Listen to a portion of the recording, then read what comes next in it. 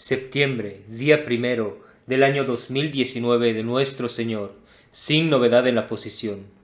La silla del bienaventurado Pedro continúa vacante desde la muerte de su santidad Pío XII el 9 de octubre de 1958. San Gil, abad.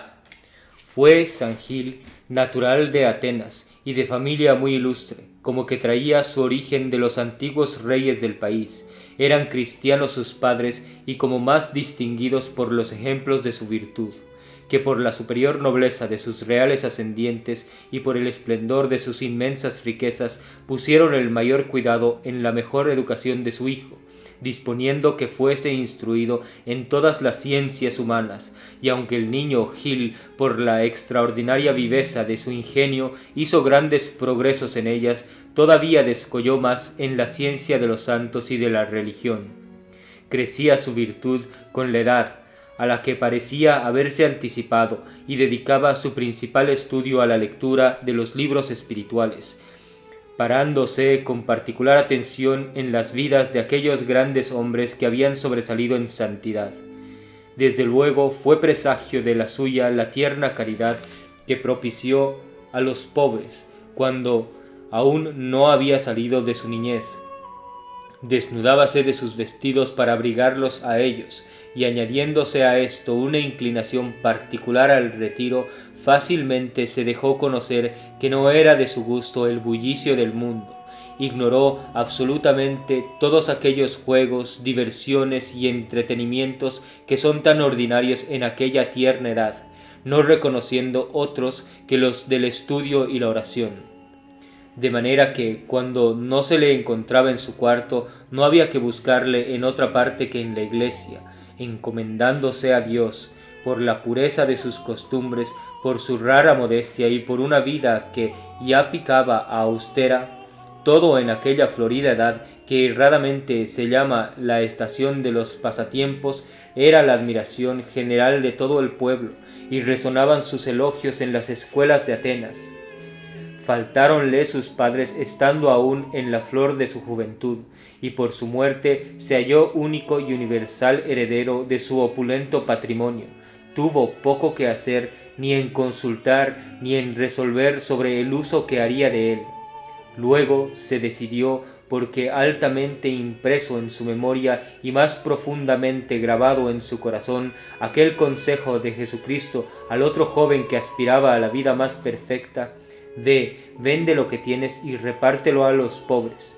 No se detuvo ni un solo momento, vendió al punto todos sus bienes y distribuyó su valor entre los necesitados, acción generosa e inspirada del más elevado motivo, que ganándole el corazón de Dios le atrajo los más singulares favores, mereciéndole desde luego el don de milagros con que le honró el mismo Señor. Hallábase un día de fiesta en la iglesia, cuando un energúmeno comenzó a dar tan espantosos aullidos que, atemorizados todos los circunstantes, fue preciso que se interrumpiesen los divinos oficios, no pudiendo sufrir San Gil que el demonio se atreviese a turbar la devota quietud del sagrado templo. Se llegó a él y le mandó imperiosamente en nombre de Jesucristo que enmudeciese y que al punto dejase libre a aquella pobre criatura. Obedeció el espíritu infernal, salió del cuerpo quedando sano el poseído y lleno de admiración del concurso en vista de aquel prodigio. No obró solo este milagro, estaba ya para expirar un infeliz a quien había mordido una ponzoñosa serpiente, y como advirtiesen los que le rodeaban, los timados de aquella desgracia, que San Gil salía de la iglesia, corrieron a él, suplicándole se compadeciese de aquel miserable moribundo. Tuvo lástima de él, hizo una breve oración al Señor, y en el mismo punto quedó restituido a su perfecta salud, mirando ya a Gil toda la ciudad con respeto, con veneración y con asombro. Sobresaltóse su humildad luego que lo advirtió, y no pudiendo sufrir del superior concepto que se hacía de su virtud, determinó desterrarse de su país, pero mientras se proporcionaba oportunidad de embarcación, se retiró a una isla desierta donde se hubiera fijado a no haberle atemorizado la cercanía de Atenas, consideración que le obligó a embarcarse haciéndose a la vela para Francia. Duróle poco el gozo de verse en la embarcación, donde por no ser conocido era desestimado, consuelo grande para su espíritu humilde, pero a breve tiempo le privó de él un milagro. Apenas se hallaron en alta mar cuando se levantó una deshecha tormenta que amenazaba un inevitable naufragio. Hacía el bajel agua por uno y otro costado. Sobrecogida de espanto la tripulación no maniobraba, las olas iban a tragarse el buque. Compadecido el santo en vista de la turbación, de los clamores y de la desolación de los navegantes, se puso en oración, y no bien levantó las manos al cielo cuando se dejó caer el viento, cesó la tempestad, serenóse el cielo, y el mar se tranquilizó, quedando en sosegada calma. Después de algunos días de feliz navegación, dieron fondo en las costas de la Provenza, y noticioso nuestro santo de que vivía aún San Cesario, arzobispo de Arles, a quien conocía por las voces de la fama, resolvió ir en busca suya para hacerse discípulo de tan insigne prelado, y aprender con la escuela de tan hábil maestro los caminos más seguros de la perfección. Muy desde luego descubrió la penetración de San Cesario, toda la virtud y todo el extraordinario mérito de aquel desconocido extranjero, a quien detuvo 2 años cerca de su persona, con deseo de que no se separase de su lado. Ni San Gil hubiera pensado nunca en desviarse de él, a no haberle precisado a buscar algún incógnito retiro donde esconderse y sepultar aquel don de milagros que a todas partes le acompañaba y, por decirlo así, le perseguía. Sin hablar palabra al santo prelado, pasó el Ródano secretamente y se fue como a enterrarse vivo en un espeso y horroroso bosque, no distante de su orilla. Encontró en él un santo ermitaño llamado Veredín, tan digno de respeto por su venerable ancianidad como por su extraordinaria virtud.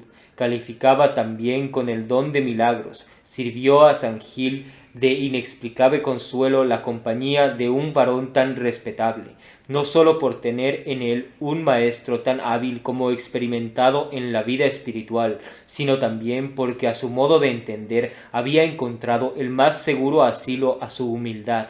Pues en caso de que el Señor le quisiese continuar la gracia de milagros, le sería fácil, decía Gil, para consigo atribuirlos a aquel venerable anciano a quien Dios se había dignado conceder el mismo don.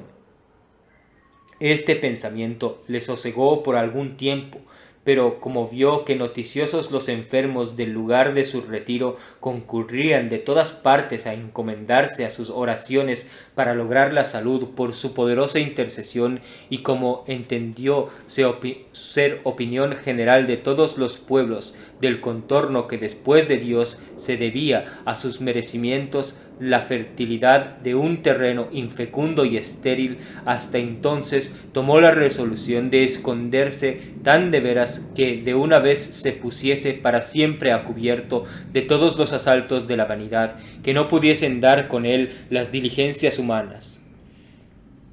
Con este pensamiento se salió de su ermita, y habiendo caminado errante largo tiempo por aquel espeso bosque, descubrió una gruta naturalmente abierta en un horroroso peñasco, cuya boca estaba como cerrada con zarzales y con impenetrables carboneras.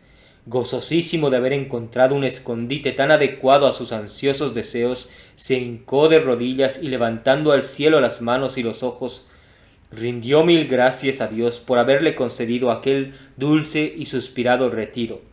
Era el terreno un erial tan espantoso, tan seco y tan estéril, que apenas producía unas amargas raíces con que pudiese el santo sustentarse, pero aquel Señor, que tiene tan particular cuidado de los que se entregan a su amorosa providencia con entera confianza, después de haberlo abandonado generosamente todo por su amor, proveyó a aquella necesidad con una singular maravilla. No bien había entrado en la gruta el santo solitario, cuando se vino arrimando a él una sierva cargada de leche, presentándole los pechos para que extrajese de ellos su alimento, diligencia que repitió con inviolable puntualidad todos los días a la misma hora, consolado maravillosamente nuestro santo con aquel amoroso cuidado de la divina providencia, no cesaba día y noche de rendir tiernas gracias al Señor, cantando continuamente sus alabanzas. Pasó muchos años San Gil en aquella dulce soledad, siendo su conversación con Dios y con el cielo, enajenado incesantemente en la contemplación de las divinas grandezas y perfecciones, y viviendo más como aquel que como hombre mortal, como ángel que como hombre mortal, cuando queriendo el Señor manifestar a los fieles aquel tesoro escondido, dispuso o permitió que a Childeberto, rey de Francia, se le antojase ordenar una batida de caza por aquel bosque, que comúnmente se juzga inhabitable. Encontraron dichosamente los cazadores la misma sierva que alimentaba a nuestro santo, y la acosaron tan vivamente que, fatigado y rendido el perseguido animal, se refugió en la cueva de San Gil, arrojándose a sus pies casi sin respiración, interceptado el aliento, mientras la jauría que ya iba a los alcances se paró inmoble en lo más vivo de la carrera, sin atreverse a forzar la entrada de la gruta. Admirados los cazadores de ver parados a los perros, dispararon algunas flechas por entre la espesura de las zarzas, una de las cuales hirió gravemente a San Gil. Llegada la noche y haciéndose conversación en presencia del rey de los lances de la caza, citándose como verdaderamente extraordinario el de la sierva, quiso Childeberto forzar él mismo al día siguiente aquel paraje y examinar en qué pudo consistir la no acostumbrada inmovilidad de los perros. Desmontóse el matorral y quedaron todos como atónitos cuando descubrieron al santo con la sierva echada a sus pies, sin que los perros, por más que los asusaban, pudiesen jamás acercarse al sagrado de la gruta. Pero el rey, con reverente veneración y respeto, se llegó al santo solitario y le preguntó su nombre, su país y el modo que tenía de vivir en aquella espantosa soledad.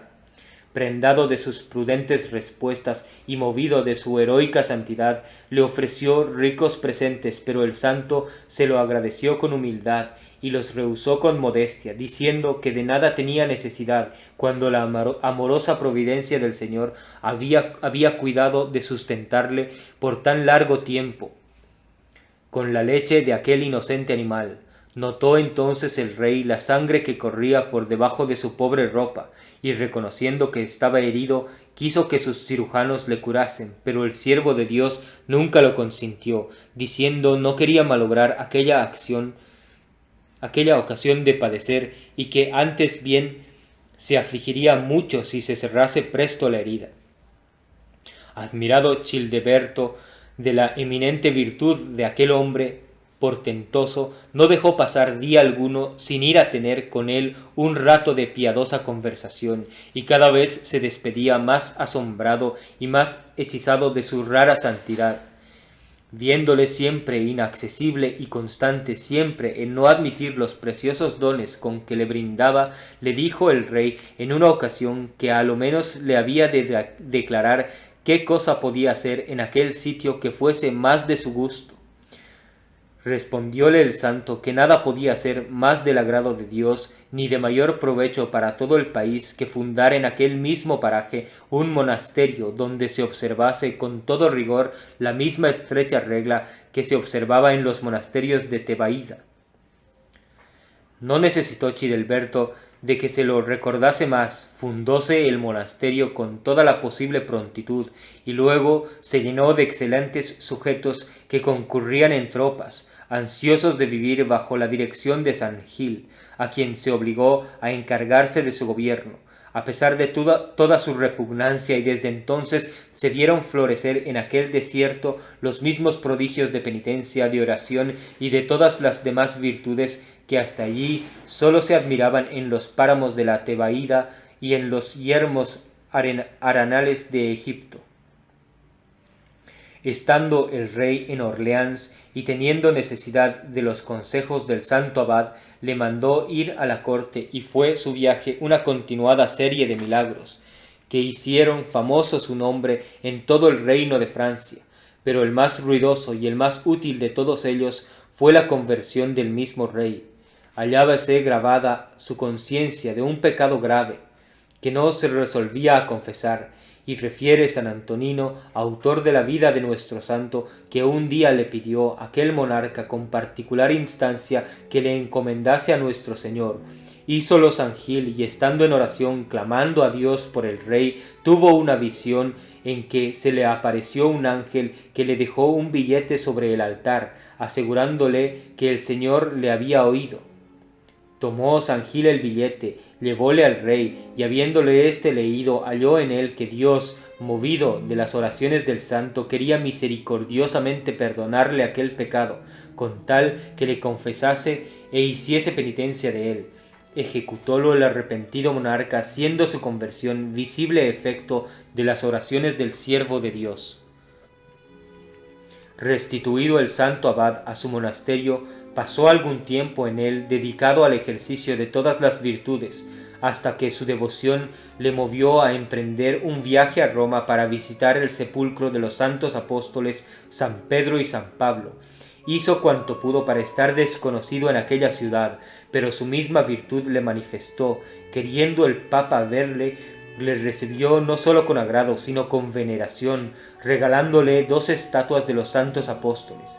Refiere el mismo San Antonino que, lleno de confianza, San Gil entregó al Tíber las 2 estatuas, que eran de ciprés, y que cuando llegó a su monasterio ya las estatuas habían llegado. En fin, después de haberle gobernado por muchos años con tanta prudencia y con tanta edificación, que por largo espacio de tiempo fue seminario de santos, lleno de días y de merecimientos, murió con la muerte de los justos el día 1 de septiembre, así el fin del 6º siglo. Al ruido de la multitud prodigiosa de milagros que obraba Dios en su sepulcro, por su poderosa intercesión, concurrió a aquel sitio tanto número de gente que se formó una ciudad a la que se le dio el nombre de San Gil. El monasterio perteneció por largo tiempo a los benedictinos, pasó después a los monjes cluniacenses y al cabo fue secularizado. Reposó en él el santo cuerpo hasta que por las turbaciones que excitaron los albigenses en el país se vieron obligados los católicos a trasladarle a Tolosa, donde es reverenciado en la iglesia de San Saturnino dentro de una preciosa urna.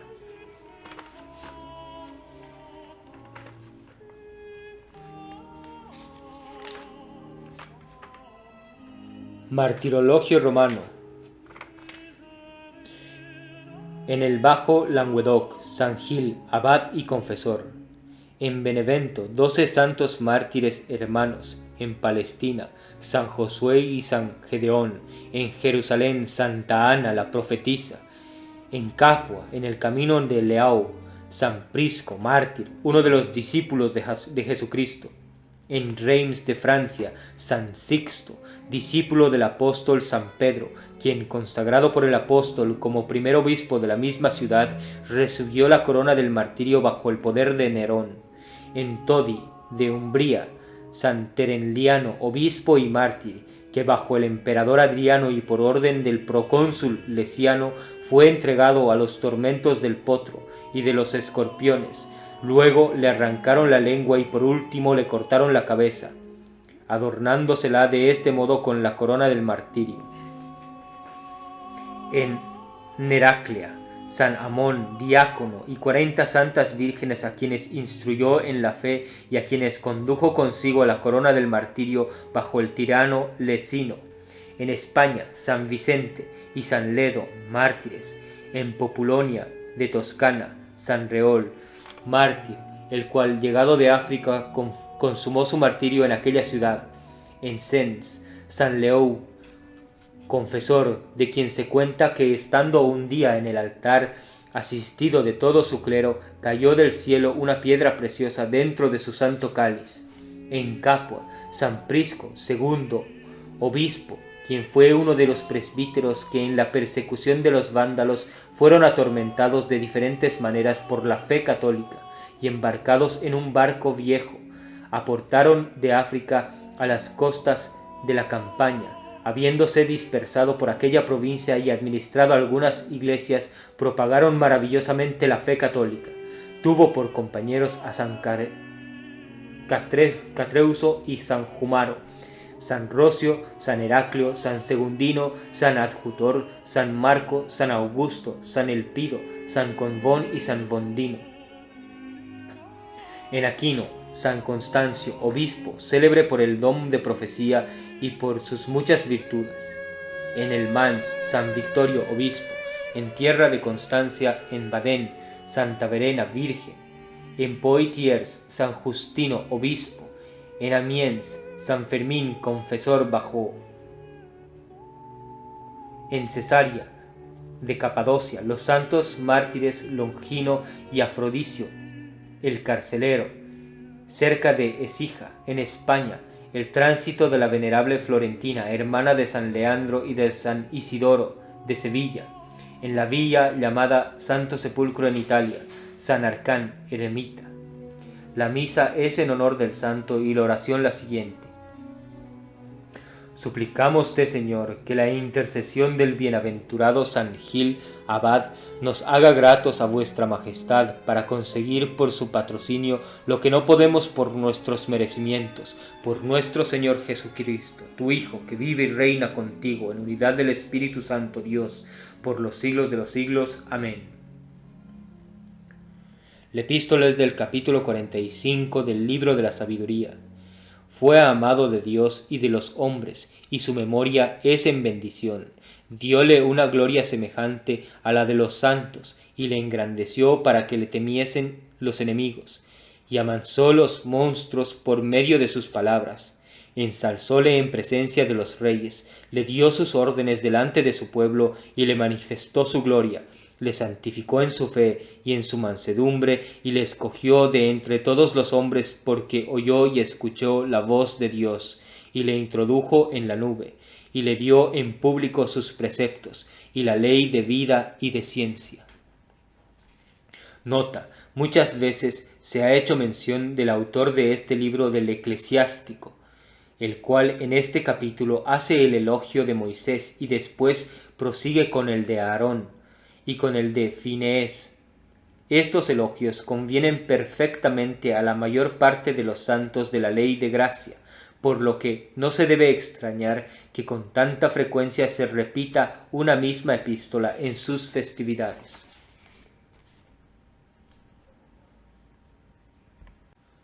Reflexiones. Hízole santo por su fe y por su apacibilidad, es decir, llenóle de una fe viva y le dotó de una mansedumbre inalterable, a prueba de todas las contradicciones, capaz de hacerle dueño del corazón y de los cariños de todos.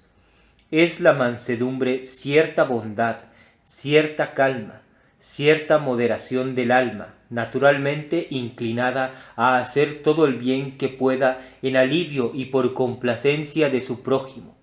Es una virtud inseparable de la verdadera humildad, y por lo mismo es tan rara en el mundo. No es muy compatible con las pasiones, a manera de aquellas flores delicadas que sólo se dan en un terreno puro, limpio y cultivado, despejado de zarzas, espinas y matorrales que las ofenden y las sofocan. Es propiamente la prenda de las bellas almas, disposición natural para todas las demás virtudes, y tan especial a lo que se llama virtud, que sin ella no la puede haber verdadera. No, por cierto, no hay una virtud cristiana donde no hay este espíritu de mansedumbre y de dulzura. El mismo Salvador declara por falso, uno, y por espurio, el más ardiente celo de la mayor gloria de Dios y de cuando no está acompañado de ella. ¿No sabéis de qué espíritu sois? Decía el Hijo de Dios a dos de sus amados discípulos cuando le pidieron licencia para hacer bajar fuego del cielo que redujese a cenizas a los samaritanos, porque no le quisieron recibir. El más famoso y el más parecido retrato del Salvador que delineó el profeta Isaías apenas tiene rasgo o pincelada que no se dirija a copiar su mansedumbre y dulzura, tanto que en sola esta virtud parece consistía todo su carácter. «Ves aquí mi siervo», dice Dios por Isaías, hablando del Redentor. «Ves aquí mi siervo, a quien yo defenderé. Ves aquí mi escogido, a quien mi alma tiene puesta toda su complacencia. Yo derramaré mi espíritu sobre él, y él hará justicia a todas las naciones. No gritará, no será aceptador de personas, no se oirá su voz en las calles, no hará pedazos una caña ya quebrantada, no apagará una mecha que esté humeando. Ofrecióse, dice en otra parte el mismo profeta, ofrecióse porque él mismo quiso ofrecer voluntariamente. Será conducido a la muerte como una oveja cuando la llevan al matadero, y estará callado, sin abrir la boca, como un corderito mudo en manos del que la trasquila. Ningún santo hubo que no imitase este mansísimo modelo. A los mansos dispensará sus gracias, dice el sabio. Levantóse Dios, dice David, para hacer misericordia y para salvar a todos los mansos de la tierra. Sé manso y apacible con todo el mundo, decía el apóstol a su amado discípulo Timoteo. Oigan, alégrense los mansos, los apacibles, pues poseen una virtud que es como la base de todas las demás. Cuando hay falta de mansedumbre y de dulzura, es muy de temer que las demás virtudes que se ostentan sean sólo una máscara, una engañosa figura de virtud. Si ésta es verdadera, ignora absolutamente todo lo que es hiel y amargura, aquel humor inquieto y enfadoso, aquel humor desabrido, áspero y duro de muchos que se figuran devotos, está publicando su total falta de virtud, o por lo menos la muy poca que tienen el mismo celo amargo, violento, picante y ofensivo. Está descubriendo el verdadero motivo del ardor que los abraza. Juzgan erradamente que es calor nativo y saludable la que es una fiebre maligna y consumidora. Recorre con la consideración todas las sectas de los herejes y en todas ellas hallarás un celo devorador que respira amargura y crueldad. Solo la religión católica sabe componer el celo de la gloria de Dios, un verdadero ardor con una dulzura inalterable. No se disimula en ella el pecado, pero tampoco se irrita ni se exacerba el ánimo del pecador. No se curan las llagas con vinagre ni con solo vino. Siempre entra el aceite con la confección del bálsamo que las sana, las cierra y las cicatriza. El Evangelio es del capítulo 19 de San Mateo. En aquel tiempo dijo Pedro a Jesús: He aquí que nosotros lo hemos abandonado todo y te hemos seguido. ¿Qué premio pues recibiremos? Y Jesús les respondió: En verdad os digo que vosotros que me habéis seguido en la regeneración, cuando el Hijo del Hombre se sentare en el trono de su gloria, os sentaréis también vosotros en 12 tronos, y juzgaréis a las 12 tribus de Israel. Y todo aquel que dejare o su casa, o sus hermanos, o hermanas, o a su padre, o madre, o a su mujer o hijos, por sus posesiones, por causa de mi nombre, recibirá 100 por 1 y poseerá la vida eterna. Meditación de los falsos gustos del mundo. Punto primero. Considera que el mundo, hablando con propiedad, es la región de los gustos falsos y engañosos. Es un terreno que sólo lleva frutos amargos, regados por lo común con tristes lágrimas. A los ojos todo es brillantez, todo es esplendor, pero el gusto hace un juicio muy diferente. Esas exterioridades tan risueñas y esas entradas tan floridas no admiten otro riego que el que les comunica un torrente de llanto y de amargura.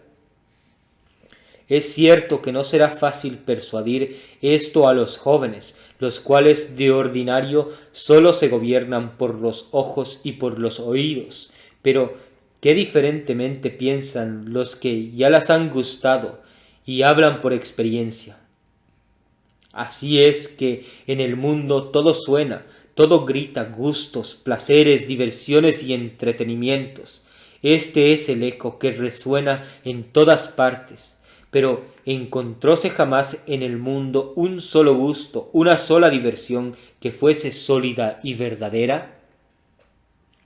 Todos los mundanos dicen que están contentos, pero ninguno lo está, y añado que ni verdaderamente lo puede estar mientras no nazca su contento del mismo fondo de la buena conciencia, o mientras busque su satisfacción en cualquiera otra parte fuera de Dios. Todo el mundo está sembrado de cruces, todo está lleno de espinas, no se descubren o salen poco hacia afuera porque el mundo es la región del disimulo, siendo esta la primera lección que se aprende en su escuela y un arte en que son maestros casi todos los mundanos. Tal se está riendo en la apariencia que tiene despedazado el corazón y está reventando por llorar, pero es menester llevar hasta el cabo el disimulo y la comedia. Todos representan el papel de alegres y de contentos, pero ni siquiera hay uno de aquellos que se entregan a sus pasiones que no sea infeliz y triste víctima de ellas. Todo el gusto que se experimenta en esta farsa es el engañar a los demás, el ocultarles hasta la sospecha de la más mínima amargura. Digámoslo más breve, no hay otro gusto que el de querer persuadir que le hay. Sin embargo, tiene también el mundo sus días alegres. No todos son turbados, algunos amanecen despejados y serenos, es verdad, pero ¿cuántos se han visto en él perfectamente tranquilos? La misma posesión de lo que se deseaba con mayor ansia y de lo que se amaba con mayor ternura disgusta y cansa. Son las pasiones las que causan los gustos, o a lo menos los prometen, pero ninguna es capaz de dar uno que sea verdadero, sólido y puro. Su insaciabilidad es el tormento del corazón humano. ¿Qué avariento se vio nunca que se diese por satisfecho con sus ganancias, ni qué ambicioso que se contentase con su puesto? ¿Viéronse nunca los grandes iguales en esto a los más pequeños que se declarasen plenamente satisfechos con su elevación, con sus diversiones y con sus pasatiempos? Pero si están contentos con los que las tienen, ¿por qué buscan otros nuevos cada día? El disgusto es el que los trae tan inquietos, ese fondo de inquietud que no son capaces de agotar es el que los solicita a buscar incesantemente nuevos atributos para sofocar el tumulto de sus enfados. Cosa extraña, todos palpan esta verdad experimental y apenas hay quien quiera convenir en ella. Los placeres de los mundanos y de todos aquellos que viven según el espíritu del mundo, como son placeres de los sentidos, son incapaces de tranquilizar un corazón que no fue criado para los bienes sensibles. Sean cristianos el entendimiento y el corazón, y presto se desengañarán de la falsedad de esos gustos. Punto segundo. Considera que no es posible haya verdaderos gustos en el mundo, atendida la causa que los produce, el motivo que los anima y las consecuencias que se siguen, las cuales siempre son tristes, dolorosas y funestas. Las únicas que prometen los gustos que se buscan en el mundo son las pasiones. No hay que buscar otro origen a esta solicitud, pues no se encontrará.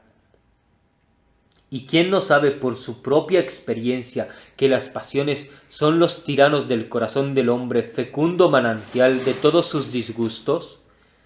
Qué dichosos seríamos, qué sosegados viviríamos si lográramos librarnos de la tiranía de las pasiones. Sólo las sujeta la gracia de Dios, sólo las doma una consumada virtud. El mundo y la imaginación las fomentan. Temores, sobresaltos, celos, inquietudes, pesadumbres, despiques, rabias, desesperaciones. Ciertamente no reconoceréis otro principio. Disimúlese todo cuanto se quiera, tómese cada día nueva máscara, encante en hora buena la multiplicación de las diversiones, aturda y atolondre el tumulto de los pasatiempos, embelecen y alucinen los diferentes semblantes que presenten. Siempre es verdad que en todo y por todo se derrama una amargura interior que todo le llena de acíbar. Puédese suspender por algún tiempo el dolor que despedaza el alma, pero dura poco el encanto. Luego que se sosiega el tumulto, en acabándose la comedia y el papel que en ella se representó, por más que se haga, se siente el vacío del corazón, y vuelve el alma a sus congojas, a sus inquietudes y a sus cuidados. Procúranse embotar las puntas que punzan y penetran, es verdad, pero siempre se percibe el dolor, se hace lo posible para sosegar la inquietud con la esperanza de los nuevos pasatiempos que se idean, siempre se prometen más dulces que los antecedentes. Y esta es toda la sustancia de esos gustos y de esas diversiones en que consiste toda la felicidad de las gentes del mundo y de las almas poco cristianas. Pero todos los artificios que el amor propio y las pasiones ponen en movimiento no son capaces de borrar de la memoria el pensamiento de la muerte, acompañado de crueles remordimientos. Pregunto, esos hombres disolutos, esas mujeres del mundo, esas gentes o esos esclavos de las diversiones y de los gustos, ¿conservan su despejo, su aire jovial y su buen humor hasta el fin de la vida? Ah, que ninguno rió nunca hasta la muerte. Entonces se recurre al arrepentimiento y a las lágrimas. Pues mi Dios, qué atractivo pueden tener unos gustos de que al cabo es preciso arrepentirse. Aquel impío que se olvidó de Dios en todos sus pasatiempos, aquel hombre distinguido menos por su calidad que por sus continuas fiestas y diversiones, aquellas mujeres embebidas en el espíritu del mundo, que miraban con lástima a las que tenían una vida cristiana y recogida, todas esas personas cuyas costumbres fueron enteramente paganas, ¿se atreven a sostener constante su carácter hasta la sepultura? Y si tienen la desgracia de continuar con su insensibilidad y con su dureza hasta el lecho de la muerte, ¿quién las salva? ¿Cuál será su suerte por toda la eternidad? Dignaos, Señor, de quitar las cataratas de los ojos a todos los que van por un camino que infaliblemente les conduce a la última desdicha. Pero, ¿y de qué me servirá a mí, oh dulce Salvador mío, haber hecho todas estas reflexiones? ¿De qué me servirá estar plenamente convencido de la falsedad, de la vanidad y aún del maligno veneno que se encierra en todas las vanas alegrías del mundo, si todavía me dejase embriagar de ellas? Concédeme, Señor, vuestra gracia, para que eficazmente desengañado de estos falsos pasatiempos, eternamente los repruebe y me aparte de ellos para siempre jamás. Jaculatorias. Apartad, Señor, mis ojos y mi corazón de todos estos vanísimos pasatiempos. Tuve siempre por locura todas las risas del mundo y reputé sus falsas alegrías por tarpantojo de las gentes. Propósitos. 1. No te has de contentar con declamar contra los pasatiempos del mundo, pues que no hay condenado en el infierno que no grite contra ellos más altamente que tú. Conoces su vacío y su vanidad, estás convencido de su falsa brillantez y de la amargura que se esconde en aquella bella corteza que engaña con la apariencia. Pues no caigas en el lazo, y habiendo descubierto el error, no quieras ser parcial suyo. Toma desde este mismo punto una eficaz resolución de desterrarte para siempre de todas las fiestas mundanas, y huye con generosidad de todos esos profanos pasatiempos, copiosos e infalibles manantiales de tantas miserables caídas, bailes, comedias profanas, espectáculos, saraos, diversiones, escollos ordinarios de la inocencia. Quedan perpetuamente entredichos para ti desde este mismo momento. Ni te contentes con prohibirte todas esas diversiones emponzoñadas. Has de emplear todas tus fuerzas, toda tu autoridad y toda tu industria en desviar 100 leguas de ellas a todos aquellos que dependieren de ti, sin ceder un punto en esta resolución por ninguna razón, pretexto ni motivo. En todo tiempo debe mirar un cristiano con horror aquellas diversiones que eran propias de los gentiles, cuando en ellas se vulnera la religión o se fomenta la relajación de las costumbres. 2. Siempre que se ofrezca la ocasión, declárate en favor del espíritu y de las máximas de Jesucristo contra las máximas y el espíritu del mundo, ya que éste tiene tantos partidarios y tantos abogados que pierden el tiempo alegando en defensa de sus errores. Razón es que Jesucristo tenga también fieles siervos que salgan con valor a la defensa de sus máximas y de sus verdades.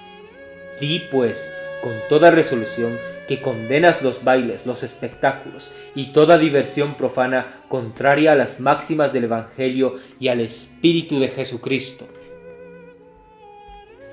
Que el testimonio de esta santa vida sirva de alimento para todo cristiano que, haciendo uso de razón, considere que el celo con que se debe defender la verdadera fe católica no es negociable, que debe ser capaz de llevarnos a la misma muerte y lograr la corona del martirio de ser necesario antes que aceptar cualquier filosofía falsa, modernista, naturalista o racionalista que conducen indefectiblemente al indiferentismo religioso y al falso ecumenismo, banderas y estandartes de la falsa iglesia de los últimos tiempos con sede en el Vaticano.